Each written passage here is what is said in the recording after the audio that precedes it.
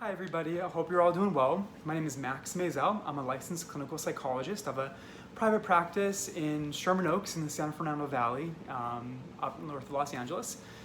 So today, I'm really excited to talk with you about anxiety and specifically all the really yucky, uncomfortable, not so fun physical sensations and feelings we have when you feel anxious. I want to talk about what those feelings are, why they tend to feel so bad, and then maybe even more importantly, what we can do about it when we do feel anxiety and discomfort associated with that. So the main word when we're thinking about anxiety and kind of physical sensations is called experiential avoidance. I guess technically that's two words. So I think the best way to describe experiential avoidance is through a metaphor that I think really captures what that is and how it relates to your anxiety and what's going on. So imagine you're walking along and all of a sudden out of nowhere you find yourself trapped in a pile of quicksand. Right? What is your first reaction? It's going to be to get the heck out of there, right? You want to fight, you want to get out. So you kind of like move one foot and the other and you're trying to scramble your way out. And unfortunately what we know about quicksand is the more you struggle, the more you fight, the more stuck you get. It's like you put one foot out and the other foot goes even deeper, and then you switch, another foot goes deeper. And what we know is the less surface area, the more you're gonna go in. So even though it might be your first response to get the heck out of there, fighting and struggling makes it worse, it makes you get stuck. So here's a tip: if you ever find yourself walking around and unfortunately in a pile of quicksand, what you wanna do is take a breath, lean back and spread your arms and legs out as wide as you can and just sort of float.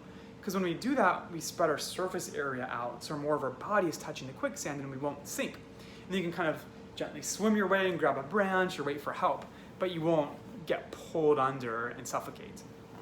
So this is very much related to our feelings when we're anxious.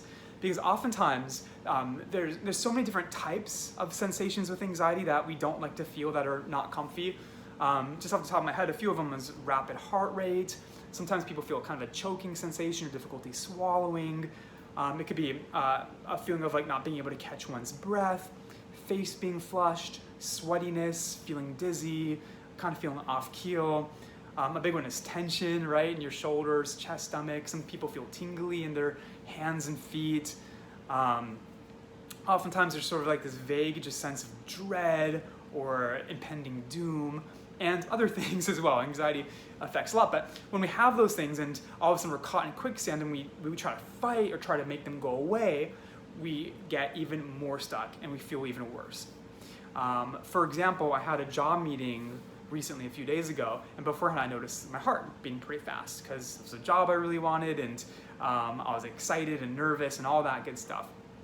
So one way I could have found myself in experiential avoidance in the quicksand is by having a certain thinking pattern that judged or evaluated that heart rate as negative.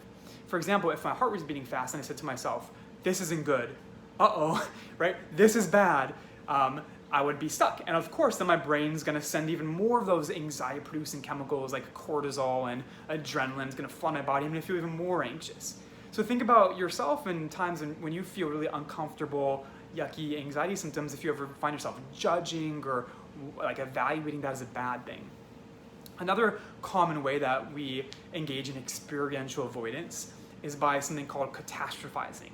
And what catastrophizing means is automatically assuming the worst case scenario. So in that case, if I was catastrophizing in my interview, my mind would have gone to, I'm having a heart attack, I'm gonna die. Or maybe even lesser, but still anxiety provoking, like I'm not gonna be able to talk, or they're gonna notice I'm anxious, right? So all these really worst case scenarios in my mind start fighting the quicksand, feel even more anxious. So experiential avoidance, when we try to avoid or fight our emotions or our feelings, it makes it so much worse because we add anxiety to anxiety, or we add anger to anxiety and stress, and it just kind of gets us stuck in these loops. Right? So how do we not do experiential avoidance? How do we metaphorically lean back into the anxiety? There's lots of different ways, and I'll talk about these in other videos, and if you type in experiential avoidance in Google, I'm sure you'll get a lot of cool results too. But one of my favorite ways is through something called mindful observation. So instead of judging our feelings as negative or trying to make ourselves feel different or criticizing or thinking worst case, what mindful observation looks like is just noticing. It's looking inward, paying attention to our body, and labeling how we're feeling without judging, without evaluating. It's being really curious about our experience. So one way I might do mindful observation, right, if I was really anxious, is to notice, oh, interesting, my heart's beating really fast. Okay, that's an interesting response. Or, wow, I feel this impending doom feeling in my stomach.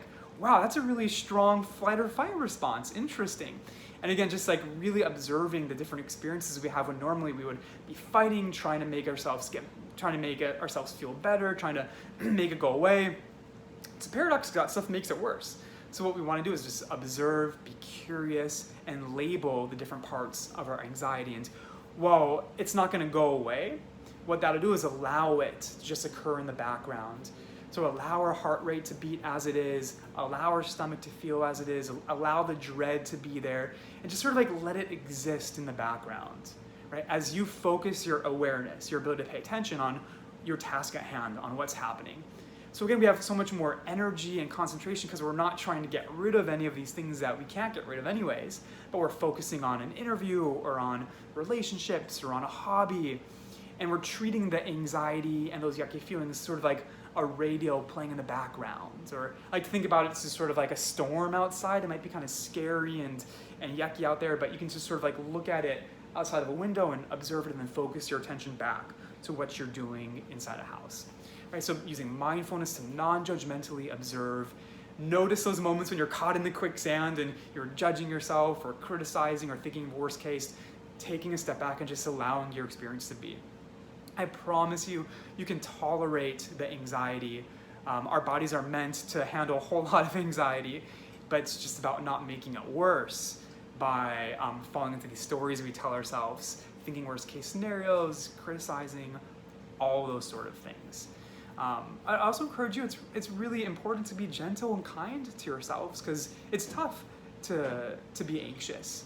And it's difficult. These things can be really overwhelming and painful.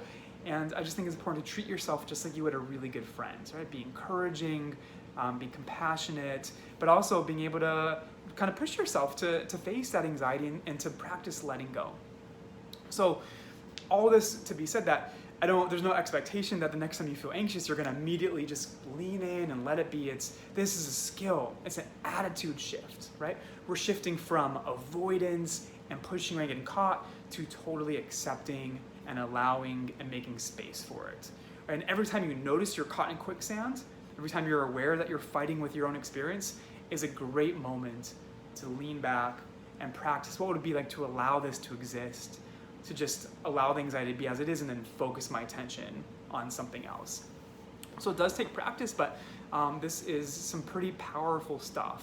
And I really hope that you find it helpful in your journey with anxiety.